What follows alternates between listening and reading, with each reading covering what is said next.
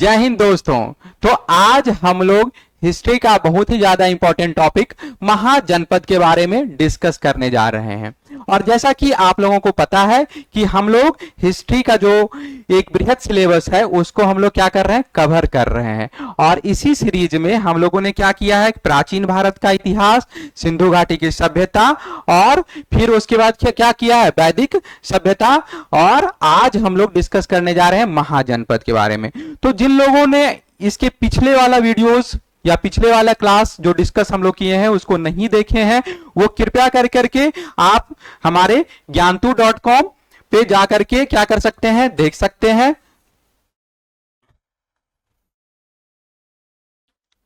ज्ञानतु.com पे क्या मिल जाएगा आपको, इसके बारे में जानकारी मिल जाएगी, कंप्लीट सिलेबस के बारे में जानकारी मिल जाएगी। साथ ही साथ हमारा इसी नाम से क्या है, यूट्यूब चैनल है, उस पे भी आप क्या कर सकते हैं, जा करके इन सारी चीजों के बारे में क्या कर सकते हैं, आप स्टडी कर सकते हैं, आप अध्ययन कर सकते हैं।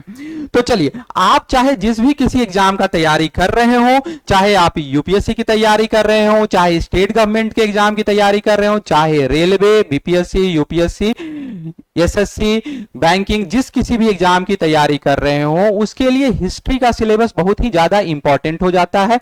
और हिस्ट्री के सिलेबस से, हिस्ट्री से क्या होते हैं, क्वेश्चन जो आते हैं वो ज्यादातर स्टैटिक होते हैं और इसमें स्कोर करना थोड़ा आसान हो जाता है। तो चलिए, हम लोग एक कंप्लीट सिलेबस को कवर कर रहे हैं हिस्ट्री से, जहां से कि आपके ज्यादातर क्वेश्चन कहां से आएंगे, वहीं से आने के चांसेस है। और आपको क्या करना है कि हिस्ट्री तो मोनोटोनस होता ही है, थोड़ा नीरस सब्जेक्ट है, लेकिन हम कोशिश करेंगे कि थोड़ा इसको इंटरेस्टिंग बना करके पढ़ाने का, और साथ ही साथ अच्छे से इसको आपके दिमाग के अंदर फिट करने का, कॉन्सेप्ट को क्लियर करने का कोशिश, प्रयास हमारा रहेगा। तो चलिए, आज इसी के साथ हम लोग शुरू करते हैं महाजनपद। महाजनपद, जैसा कि नाम से भी पता है, चल रहा है क्या कि इसका नाम क्या है, महाजनपद, जिससे क्या, किससे मिलके बना है, जनपद। जन क्या हो गया कि जन जो है छोटे छोटे राज्यों या छोटे छोटे ग्रुप को कहा जाता है। छोटे छोटे राज्यों को हम लोग क्या करते हैं, जन के नाम से संबोधित करते हैं। तो क्या हुआ था कि छठी शताब्दी के आसपास, छठी शताब्दी के आसपास, जबकि सिंधु घाटी सभ्यता का पतन हो गया था, उसके बाद वैदिक सभ्यता का जब उदय हुआ था, तो क्या हुआ था, मानव बस्तियां छोटे छोटे क्या हुए, कस्बों, गांवों और शहरों में रहना शुरू कर दिए थे। और ये जो विकास हो रहा था, ये जो डेवलपमेंट हो रहा था, वो छोटे छोटे क्या हो गया था, जन के रूप में डेवलपमेंट हुआ। और यही सारे जन मिलकर के क्या बना रहे थे, महाजनपद, एक बृहद इकाई, जिसके अंदर क्या है कि बहुत सारे गांव या बहुत सारे शहर इसके प्रतिनिधित्व कर रहे हैं, उसी को हम लोग क्या कह रहे हैं, महाजनपद। और ये छठी शताब्दी के ईसा पूर्व, छठी शताब्दी के ईसा पूर्व, आफ्टर वैदिक सभ्यता, यानी सिंधु घाटी सभ्यता के पतन और वैदिक सभ्यता के साथ ही साथ जबकि श्रवण पद्धति का शुरुआत हुआ था, जिस समय जैन और बौद्ध धर्म राइज करना शुरू किए थे, उसी समय की बात हो रही है। उस समय क्या हुआ था कि ये महाजनपद कितने थे, 16 महाजनपद उस समय क्या थे, मौजूद थे, जिसकी जानकारी हमें क्या मिलती है, विभिन्न विभिन्न दस्तावेजों से मिलती है।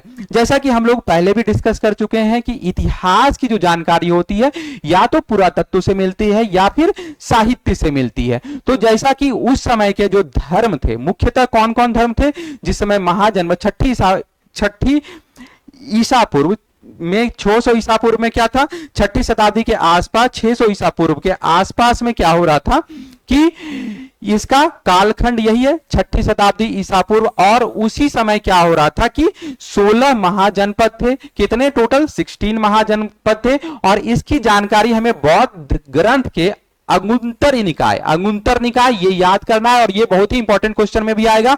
और जैन धर्म के भगवती सूत्र से भी हमें इसके बारे में जानकारी मिलती है कि उस समय कितने महाजनपद थे, तो 16 महाजनपद थे। और दूसरा फिर क्या है कि साउथ इंडिया की बात करते हैं, जब दक्षिण भारत की बात करते हैं, तो तमिल ग्रंथ के शिल्पाधिकाराम में भी 3 महाजनपद, वत्स, मगध और अवंती के बारे में जानकारी मिलती है। तो मोटा मोटी हम लोग देखते हैं कि जो 16 महाजनपदों के बारे में जानकारी मिल रही है, उसके नाम में यहां तमिल में कितने, 3, वत्स, मगध और अवंती।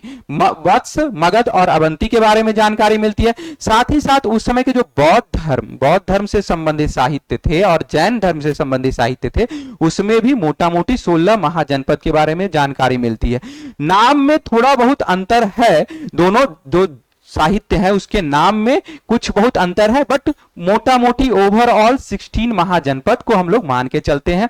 और उस समय शासन का मुख्य रूप से 16 महाजनपद में 16 महाजनपद में से 14 क्या थे, राजतंत्र थे और 2 में गणतंत्र था। गणतंत्र कहां का था, बज्जी और मल्ल में। बज्जी और मल्ल जो जनपद थे उसमें क्या था, गणतंत्र था।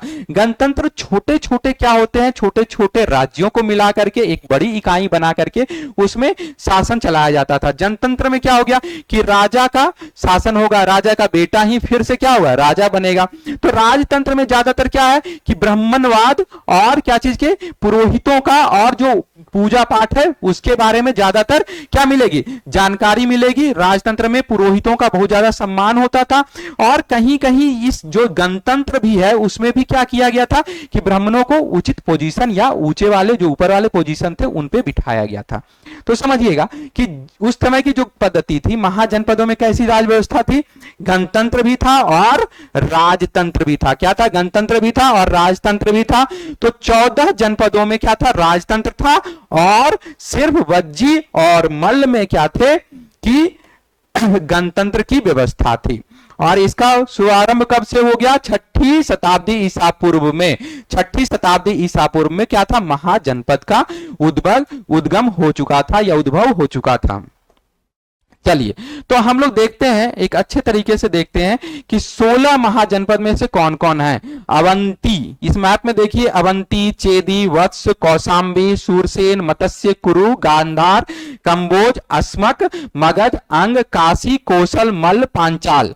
ठीक है, तो इतने सारे क्या थे कि उस समय कोसी हो गया ये। इस समय 16 महाजनपद थे। कितने, 16 महाजनपद। देखिए क्या है, अवंती यहां हो गया, अवंती, फिर क्या है चेंदी, फिर क्या है सूरसेन, मत्स्य, कुरु। आप इस मैप में क्या करिए कि विजुअलाइज करिए, क्या क्या है, अवंती है, चेतीय है, मगध है, अंग है, मल्ल है, उसके बाद कौन है, मत्स्य हो गया, अस्मक हो गया, कुरु हो गया, पांचाल हो गया, कौशल हो गया, उसी तरह से क्या हो गया, गांधार हो गया, और इस तरह से क्या हो गए, अंग, पांचाल, मल्ल, कौशल, कंबोज, अस्मक, मत्स्य, कुरु, गांधार, कौशाम्बी, मत्स्य, अवंती। ठीक है, तो इसको एक बार विजुअलाइज कर लीजिए और साथ ही साथ इसके साथ लगे हुए रिवर की भी क्या करते हैं हम लोग, डिस्कशन कर लेते हैं कि यहां मगध के आसपास महानदी है, गोदावरी है, नर्मदा है, चंपा नदी इधर कहीं होगा, अंग के आसपास यहाँ पे चंपा नदी है, गंगा है, यमुना है, सतलुज, सिंध। तो ये सारी जो है, ये सारी नदियां क्या कर रही थी कि एक दूसरे जनपद से क्या कर रहे थे कि अलग कर रहे थे। जैसे चंपा की बात करेंगे तो ये चंपा और गंगा, तो वहां पे अंग जनपद के बारे में बात करेंगे, मगध के बारे में तो गंगा रिवर के बारे में। तो इस तरह से देखेंगे कि कौन सी रिवर के किनारे में कौन सा जनपद बसा हुआ था और कौन सा जनपद किस रिवर से अलग भी हो रहा था। साथ ही साथ उस समय के जितने भी जनपद थे वो आपस में क्या थे कि टकराव का भी कारण बना करता था। उसमें क्या होता था कि लड़ाइयां भी हुआ करती थी और आपस में क्या करते थे, एक जनपद दूसरे जनपद को मिला लिया जाता था। ये सारा चीज इसमें क्या करेंगे हम लोग, डिस्कस करेंगे, उसमें देखेंगे कि क्या राज व्यवस्था थी, कौन कौन मुख्य जगह थे और किस नदी के किनारे बसा हुआ था। तो ये वाला युग जो था, महाजनपद का जो युग था, वो कैसा युग होगा, लौह वाला। लोहा का आविष्कार हो चुका था। जैसा कि हम लोग क्या कर रहे थे, ऋग्वेद काल और उत्तर वैदिक काल में, उत्तर वैदिक काल के बाद का ही ये जो कालखंड है, उसी में क्या जनपद का निर्माण हुआ था, उसी में जनपद के बारे में जानकारी मिलती है। तो ऑब्वियस सी बात है कि उत्तर वैदिक काल में लोहा का आविष्कार हो गया था और लोहा का जैसे ही आविष्कार हुआ, आयरन का जैसे ही आविष्कार हुआ, तो क्या हुआ कि हथियार बनना शुरू हो गए और कृषि वाले भी हथियार और युद्ध करने वाले भी हथियार बनना शुरू हो गए। तो जैसा कि हम लोग वैदिक सभ्यता में भी पढ़ चुके हैं कि हमारा कौन कौन सा, ऋग्वेद, अथर्ववेद, यजुर्वेद और सामवेद, 4 वेद के बारे में जानकारी मिल चुकी थी। तो ये जो महाजनपद है उसके बारे में जानकारी हमें वेदों से भी मिल रही है। वेदों में भी इनका क्या है, वर्णन किया गया है और साथ ही साथ जो बौद्ध धर्म और जैन धर्म और दक्षिण भारत के कुछ ग्रंथ है उसमें भी इसके बारे में जानकारी और व्याख्या की गई है। चलिए तो आगे देखते हैं। तो उस समय के महत्वपूर्ण धर्म कौन कौन से थे, तो धर्मों में महत्वपूर्ण धर्म हो गए हिंदू धर्म, जैन धर्म और बौद्ध धर्म। तो ये तीन धर्म के मानने वाले लोग उस समय 16 जनपद में रहा करते थे। सबसे ज्यादा हिंदू धर्म और जैन धर्म, बौद्ध धर्म के लोग रहा करते थे। और यह ऐतिहासिक युग था। कैसा युग था? लौह युग था। जैसा कि हम लोग पहले भी अभी डिस्कस कर रहे थे कि कैसा युग था, लोहा का आविष्कार हो चुका था और युद्ध में उपयोग होने वाले हथियार तथा कृषि में उपयुक्त उपयोग होने वाले औजारों का भी निर्माण किससे हो रहा था? लोहा से हो रहा था। चलिए, तो ये पहला हम लोग किसके बारे में डिस्कस कर रहे हैं? पहला मगध जनपद, मगध महाजनपद के बारे में हम लोग क्या करेंगे? अभी डिस्कस करेंगे। चलिए, तो मगध का सबसे पहले देखते हैं कि मगध की राजधानी कहां थी। तो गिरिवज्र की राजधानी पटना और गया में फैला हुआ था। मगध कहां? मगध की राजधानी गिरिवज्र, पटना और गया। कहां? दो एरिया, पटना और गया, बिहार से संबंधित है। सबसे पहला चीज क्या है कि महाजनपद कौन सा? मगध महाजनपद। गिरिवज्र, जिसको कि राजगृह भी बोलते हैं, अभी क्या है कि राजगृह भी बोला जाता था, राजगृह, और पटना और गया, पटना और गया, ठीक है। चलिए आगे देखते हैं। सबसे शक्तिशाली और समृद्ध महाजनपदों में से एक मगध क्या था? सबसे शक्तिशाली था। अगर सबसे शक्तिशाली महाजनपद की बात करेंगे तो कौन सा हो जाएगा? मगध। मगध सबसे शक्तिशाली और समृद्ध भी है, समृद्ध भी महाजनपदों में से एक है। महाभारत और पुराणों में यह बृहदत्त कुल के राजाओं का उल्लेख मिलता है। यहां कौन से राजा राज कर रहे थे? बृहदत्त। मगध की बात आएगी तो कौन से राजकुल की बात होगी? बृहदत्त की बात होगी।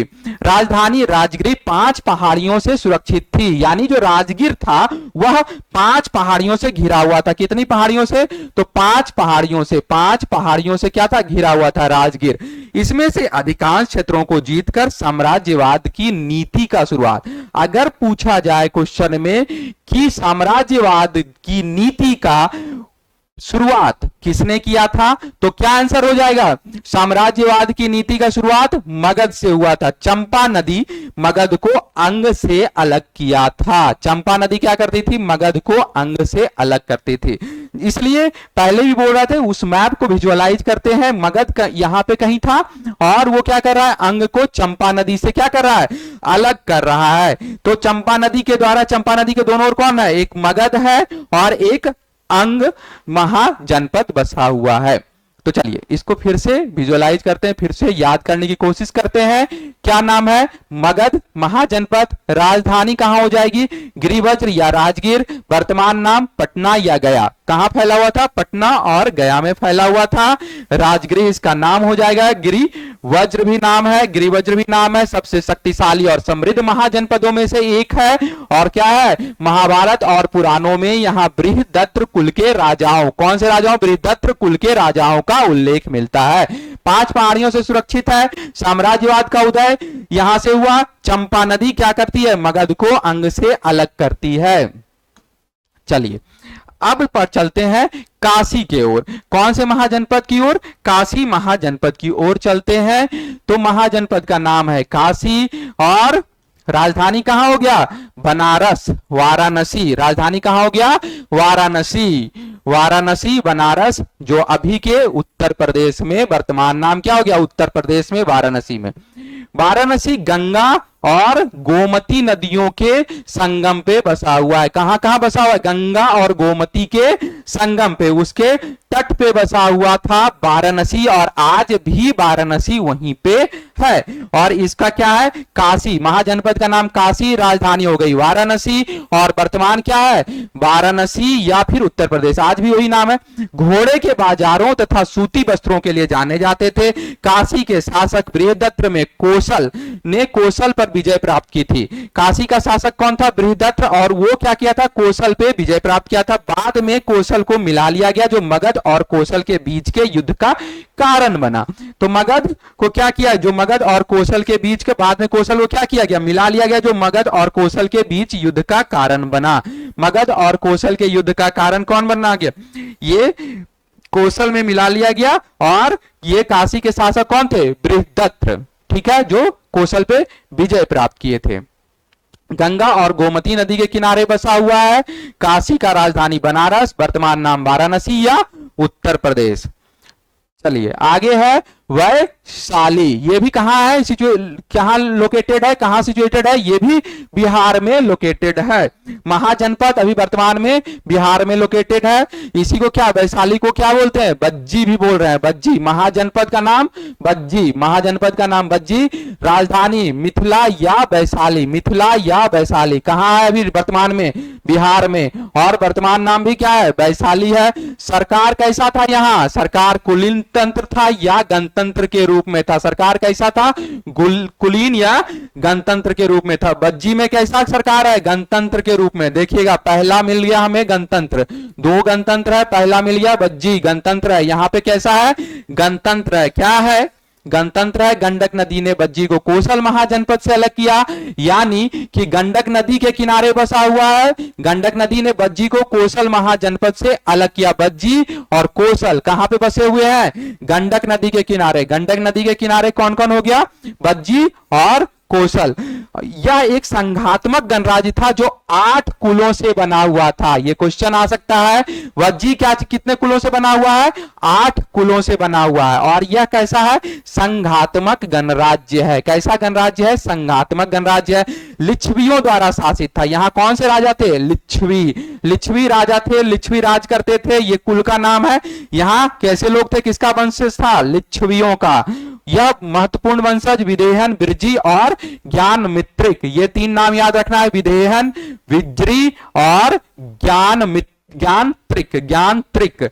3 नाम किससे, वज्जी से, वज्जी वैशाली से संबंधित 3 नाम क्या हो जाएंगे, विधेयन, विज्जी और ज्ञानत्रिक। ठीक है, चलिए 8 कुलों से बना हुआ यह संघीय क्या था, गणराज्य था, कुलीन तंत्र या गणतंत्र, गंडक नदी के किनारे बसा हुआ था। और इसको कोसल से अलग कौन सी नदी कर रही है, गंडक नदी कर रही है। चलिए बज्जी से आगे बढ़ते हैं और क्या देखते हैं, कोसल। कोसल महाजनपद कहां, यूपी में अवस्थित है। और क्या है कि कोसल के बारे में कि इसको आज का जो अयोध्या है वो वही क्या था, उस समय का कोसल था। 600 ईसा पूर्व यही कोसल हुआ करता था। चलिए महाजनपद का नाम क्या हो गया, कोसल। महाजनपद का नाम क्या हो गया, कोसल। और श्रावस्ती या अयोध्या क्या हो गया, इसकी राजधानी श्रावस्ती या अयोध्या वर्तमान में कहां, पूर्वी उत्तर प्रदेश में अवस्थित है। कहां, वर्तमान में पूर्वी उत्तर प्रदेश। ऐसे भी अयोध्या आपको अगर समझ में आ गया तो आपको लोकेशन भी समझ में आ गया कि कहां पे होगा। और नाम क्या था, कोसल। ये भी कहां, गोमती नदी और सदानीरा नदी, और उत्तर में नेपाल की पहाड़ियों और दक्षिण में स्यांदिक नदी से घिरा था। तो कितनी नदी के बारे में आ गया, 1 2 3 नदियों के बारे में। 3 नदी के बीच में बसा हुआ है। और एक तरफ क्या है, एक तरफ हमारा नेपाल है, यानी पहाड़ी इलाका हो गया। तो एक तरफ क्या है, गोमती नदी में है, गोमती नदी, पूर्व में सदानीरा नदी, और उत्तर में नेपाल की पहाड़ियां, और दक्षिण में स्यांदिक नदी से घिरा हुआ था। महत्वपूर्ण शासक कोसल का महत्वपूर्ण शासक कौन कौन हो गए, हिरण्याव, महाकासल, प्रसेनजीत और शुद्धोदन। शुद्धोदन का नाम बहुत ज्यादा फेमस है, कमेंट करके बताइए कि क्यों यह नाम फेमस है। चलिए राजा विदुर के शासनकाल के दौरान कोसल को मगध में मिला लिया गया। फिर कोसल को क्या किया गया, कोसल को जीत करके क्या चीज में मिला लिया गया, मगध महाजनपद में। और किसके शासनकाल में, राजा विदुर के शासनकाल में। महत्वपूर्ण नगर अयोध्या, साकेत और श्रावस्ती। श्रावस्ती भी फेमस है, और श्रावस्ती और शुद्धोदन एक ही चीज के कारण फेमस है, और उसको आपको क्या करना है, कमेंट करके बताना है। तो महत्वपूर्ण नगर क्या हो गया, अयोध्या हो गया, साकेत हो गया और श्रावस्ती हो गया।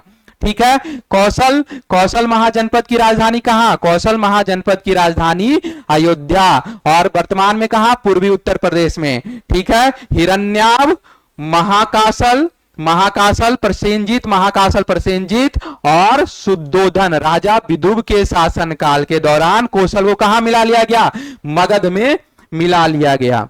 चलिए आगे देखते हैं दूसरे महाजनपद की ओर। दूसरा है अंग, जिसको कि भागलपुर के भी नाम से जाना जाता है। और यह विक्रमशिला का क्या है, खंडर का तस्वीर लगा हुआ है। तो एंशिएंट हिस्ट्री में क्या थे, नालंदा विश्वविद्यालय, तक्षशिला विश्वविद्यालय और विक्रमशिला, 3 विश्वविद्यालय, एंशिएंट विश्वविद्यालय के बारे में अगर बात करते हैं तो 3 विश्वविद्यालय हुआ करते थे। चलिए तो इसके बारे में कभी दूसरे क्लास में डिस्कस करेंगे, इन सारे विश्वविद्यालयों के बारे में डिस्कस करेंगे। फिलहाल अभी क्या करते हैं, अंग महाजनपद के बारे में क्या करते हैं, हम लोग पढ़ने का कोशिश करते हैं। चलिए, अंग को क्या बोला जा रहा है, अंग महाजनपद, इसकी राजधानी चंपा, और जो प्रेजेंट में क्या है, बिहार के भागलपुर और मुंगेर जिला, बिहार में भागलपुर और मुंगेर दो जिला के बारे में बात कर रहे हैं। अंग कहाँ था, भागलपुर, अंग भी जनपद, अंग महाजनपद भी कहाँ लोकेटेड है, तो यह भी कहाँ लोकेटेड है, बिहार में। और इसके बारे में क्या है, चंपा नदी और गंगा नदी के संगम पर स्थित था। यह कहा, चंपा नदी और गंगा नदी के संगम, दो नदियों के बीच में बसा हुआ था कौन, अंग महाजनपद।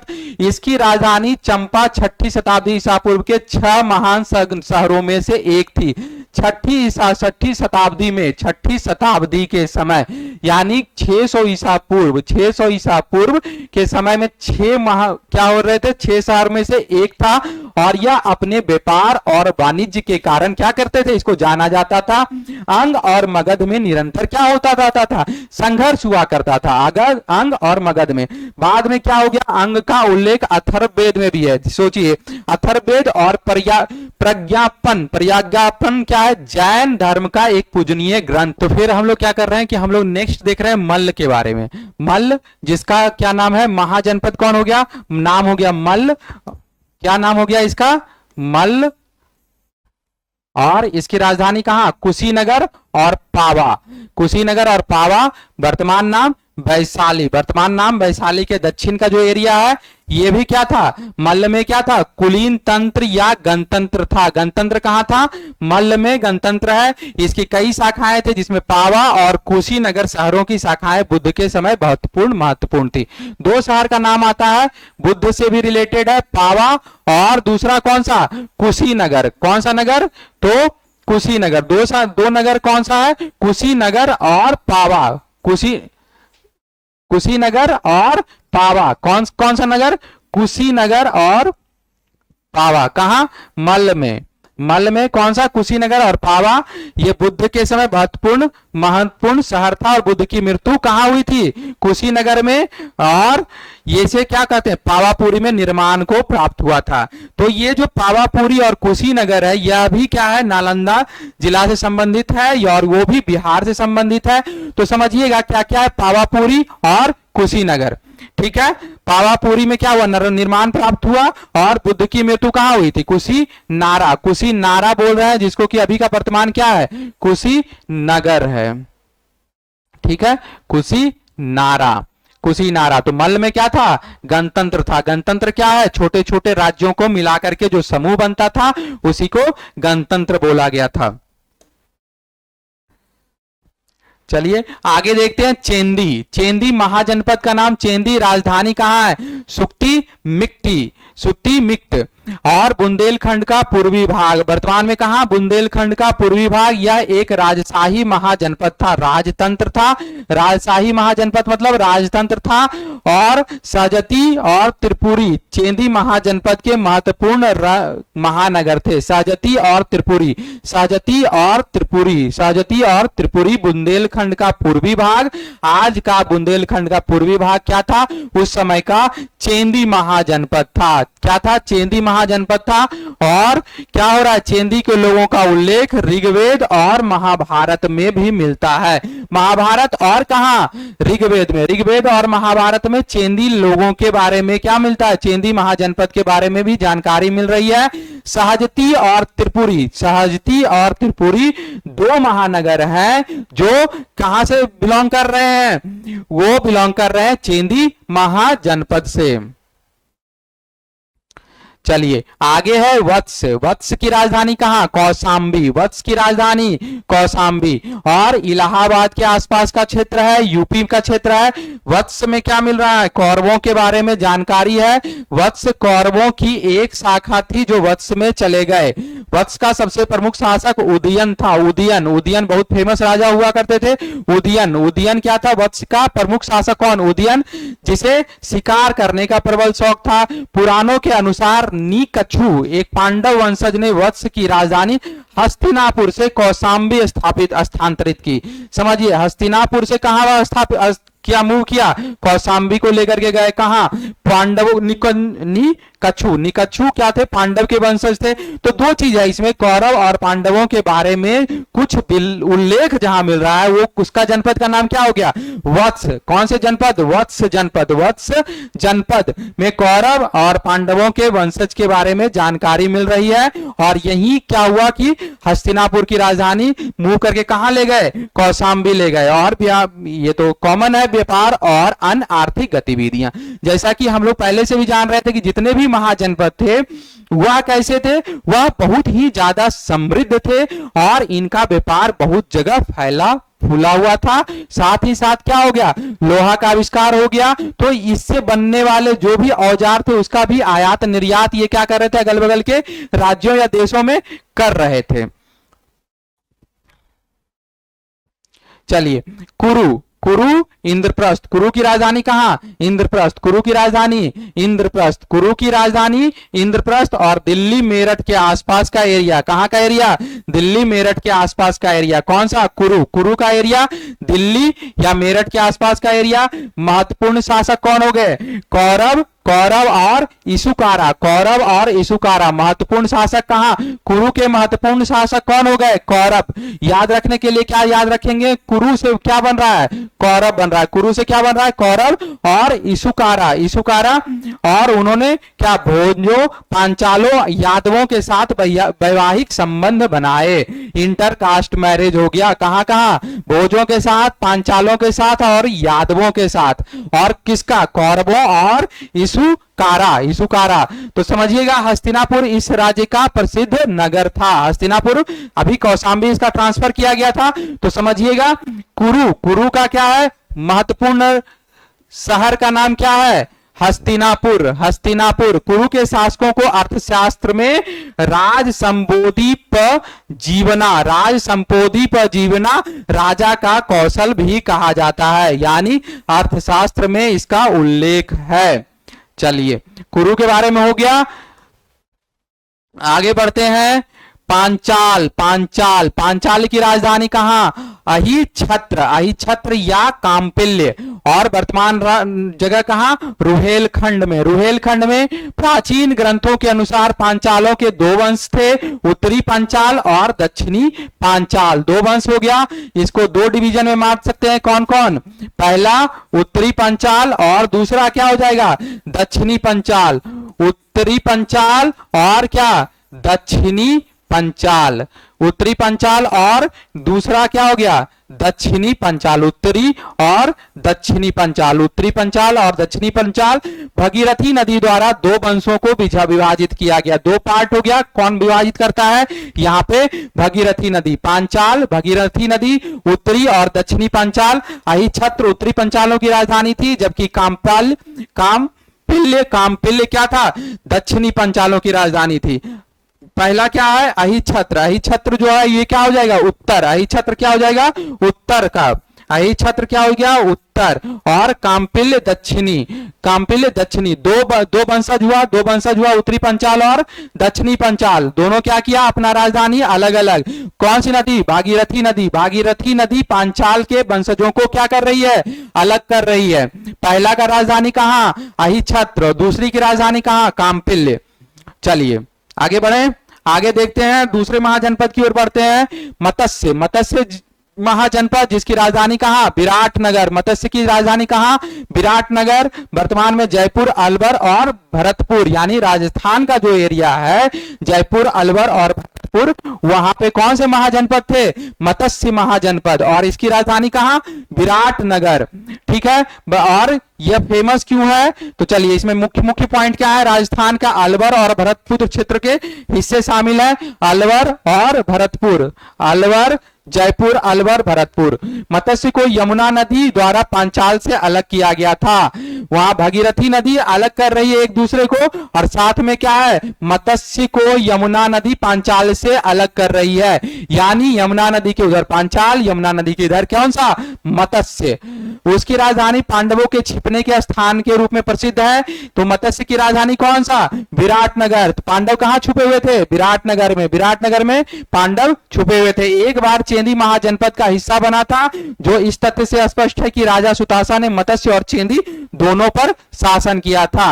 राजा सुतासा 2 महाजनपद पे शासन किए, कौन कौन पे, मत्स्य और चेंदी। मत्स्य और चेंदी पे शासन करने वाले राजा का नाम क्या हो जाएगा, राजा सुजाता। राजा सुजाता, राजा सुजाता। ठीक है, चलिए फिर से रिवीजन करते हैं। महाजनपद का नाम मत्स्य, राजधानी विराटनगर, वर्तमान नाम जयपुर, अलवर और भरतपुर का एरिया। जयपुर, अलवर और भरतपुर का एरिया। चलिए, यमुना नदी क्या कर रही है, पांचाल से मत्स्य को अलग कर रही है। विराटनगर में कौन छुपे हुए थे, पांडव छुपे हुए थे। और क्या बोल रहा है कि राजा सुजाता ने मत्स्य और चेंदी दोनों पर शासन किया था। चलिए आगे देखते हैं, सुरसेन। सुरसेन अगला महाजनपद कौन सा हमारा, तो अगला महाजनपद है हमारा सुरसेन। सुरसेन, राजधानी मथुरा, वर्तमान नाम मथुरा, दोनों क्या है, सेम टू सेम है। सुरसेन महाजनपद, सुरसेन महाजनपद की राजधानी कहां, मथुरा, और अभी का नाम मथुरा। राजधानी मथुरा कहां बसी हुई है, यमुना तट पे, यमुना नदी के किनारे क्या बसा हुआ है, मथुरा बसा हुआ है। सरकार कैसा था, कुलीन तंत्र या गणतंत्र के रूप में पालन किया गया, और उसे गणसंघ कहते हैं। अवंतीपुर सुरसेन के प्रमुख शासकों में से एक बुद्ध के प्रमुख शिष्य थे। अवंतीपुत्र क्या थे, अवंतीपुत्र बुद्ध के शिष्य थे और सूरसेन के प्रमुख शासक थे। सूरसेन के प्रमुख शासक में कौन सा नाम आता है, अवंतीपुत्र का नाम आता है। अवंतीपुत्र का पुत्र का नाम कहां से आ रहा है, सूरसेन के प्रमुख शासकों में। और ये क्या थे, बौद्ध धर्म के शिष्य थे, बुद्ध के अनुयायी में से प्रमुख नाम इनका आता है। बाद में विशाल मगध साम्राज्य में मिला लिया गया। किसको, किसको मिला लिया गया मगध साम्राज्य में, सूरसेन को। सूरसेन को बाद में कहां मिला लिया गया, तो मगध साम्राज्य में। बाद में किसका हिस्सा बन गया, मगध साम्राज्य का हिस्सा बन गया। चलिए आगे देखते हैं, अस्मक। अस्मक की राजधानी पैठन या पोतन महाराष्ट्र में है। वर्तमान में कहा, महाराष्ट्र में पैठना के पास, पैठान के पास है।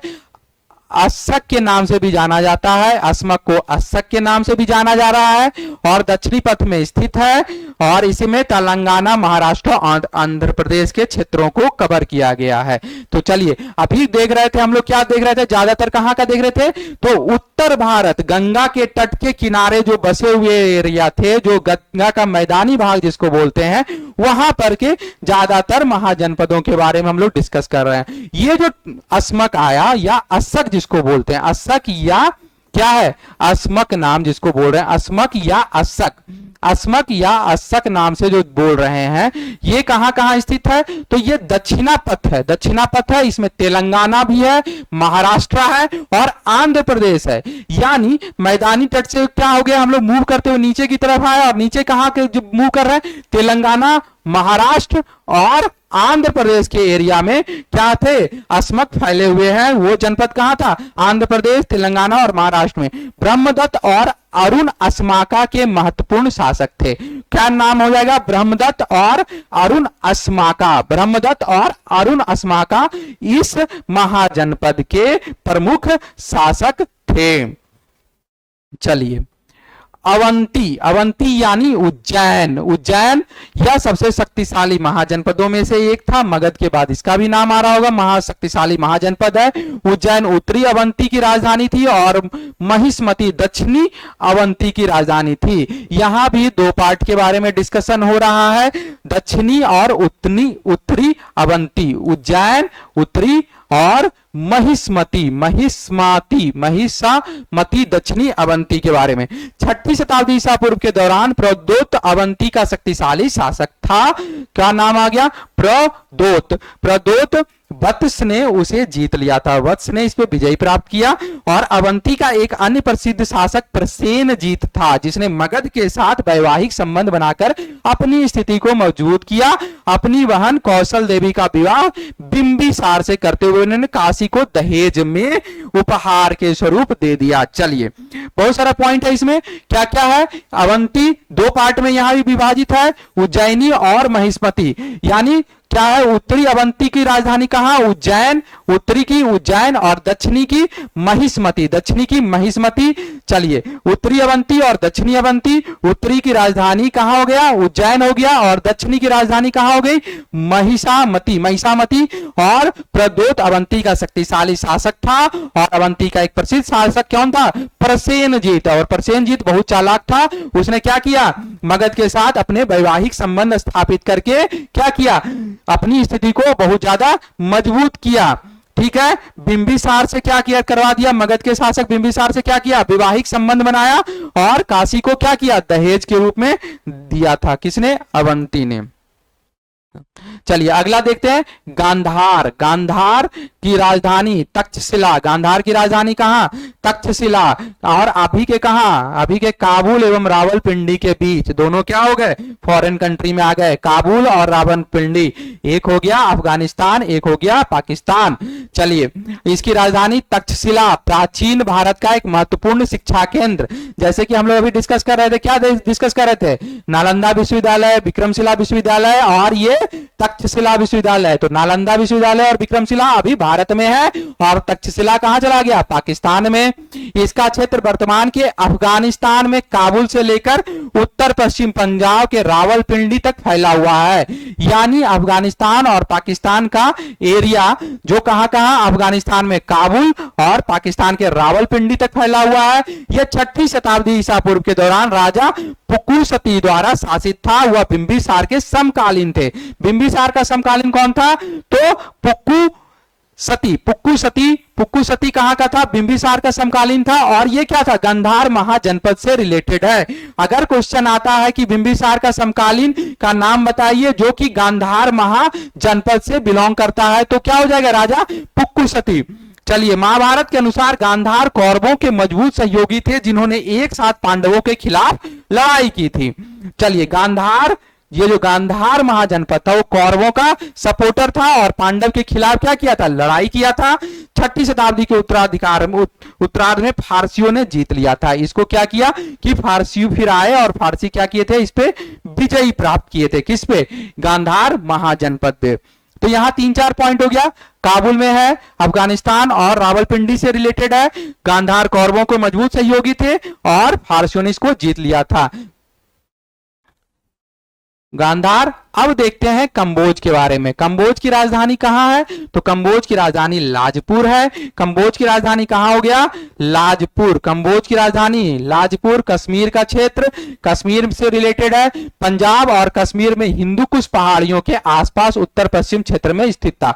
तो समझना है कि कंबोज कहां बसा हुआ है, पंजाब और कश्मीर में हिंदुकुश पहाड़ियों के आसपास। ब्राह्मणवादी ग्रंथों में कंबोज को असंस्कृत लोग माना जाता है, यानी इनकी बोलियां संस्कृत नहीं थी। अर्थशास्त्र में इसे वार्ता शस्त्रोपजीवन संघ के रूप में संदर्भित है, जिसका अर्थ होता है किसानों, व्यापारियों, चरवाहों और योद्धाओं का संघ। तो इसको क्या बोल रहे हैं कि इसको संघ के रूप में भी कंबोज को देखा जाता था। और कंबोज कहां है, कंबोज कश्मीर का पुंछ एरिया है और हिंदुकुश पहाड़ियों के आसपास में बसा हुआ है। चलिए, कंबोज के बाद कौन सा आएगा, कंबोज के बाद खत्म हो गया हमारा 16 का 16 महाजनपद, हम लोग क्या कर लिए, डिस्कस कर लिए। अब जो इससे इंपॉर्टेंट पॉइंट्स या इंपॉर्टेंट क्वेश्चंस बन करके आते हैं, जो महत्वपूर्ण तथ्य हैं, उसको भी हम लोग क्या करते हैं, डिस्कस कर लेते हैं और उसके बाद क्या करेंगे, इस चैप्टर को कंप्लीट करेंगे। चलिए, तो इसके बाद आता है कि अगुत्तर निकाय बौद्ध धर्म से संबंधित है। अगुत्तर निकाय में किसका उल्लेख मिलता है, 16 महाजनपद का, जो सबसे पहले हम लोग देख लिए।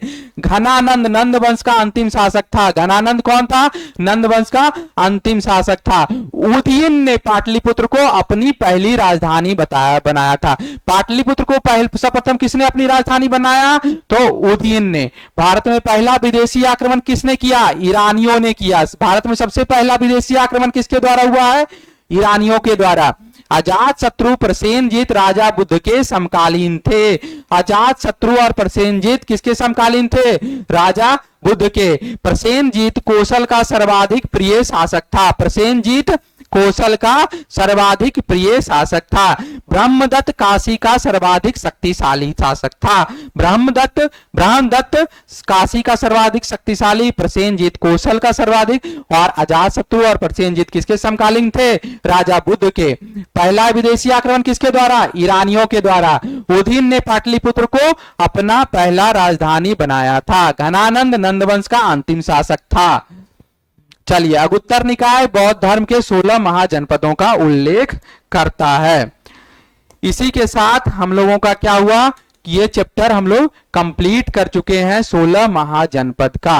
और इसको क्या करना है, इसके जितने भी पॉइंट्स हैं, जितने भी बुलेट पॉइंट्स हैं, छोटे छोटे पॉइंट्स हैं, उसको आपको क्या करना है, याद रखना है।